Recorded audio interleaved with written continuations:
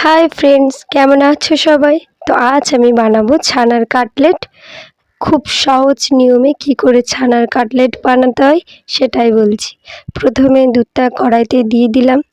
দুধটা ভালো করে ফুটে গেলে লেবুর রস দিয়ে ছানাটা কাটিয়ে নিলাম। ছানাটাকে ভালো করে জল দিয়ে ধুয়ে নিলাম। তো এখানে একটা টিপস দিই, ভালো করে ছানাটাকে জল দিয়ে ধুয়ে নিতে হবে, না হলে ছানাটা টক টক লাগবে। যাই হোক, কড়াইতে আবার সামান্য জল দিলাম, পরিমাণ মতো চিনি দিলাম। দেওয়ার পরে ভালো করে চিনিটা গুলে গেলে কড়াইতে ছানাগুলো দিয়ে দিলাম। ভালো করে নাড়তে হবে, নেড়েই যেতে হবে যেন ছানাটা কড়াইতে না বসে যায়।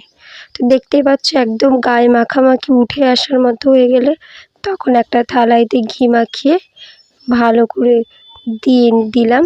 থালাইতে ভালো করে সমান করে ছানাটাকে সমান করে নিতে হবে। নেওয়ার পরে তোমার সাইজ অনুযায়ী যে যেরকম খেতে চাই সেরকমভাবে কেটে নিতে হবে।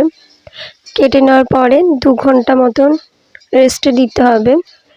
তারপরে এটাকে একটা ছুরি বা খুন্তির সাহায্যে কেটে নিলাম। তো দেখতেই পাচ্ছেন কি দারুণভাবে কাটলেটটা তৈরি হয়ে গেছে। অবশ্যই বাড়িতে ট্রাই করবেন। এই তো হয়ে গেলে খুব সহজ নিয়মে ছানার কাটলেট। অবশ্যই বাড়িতে ট্রাই করবেন।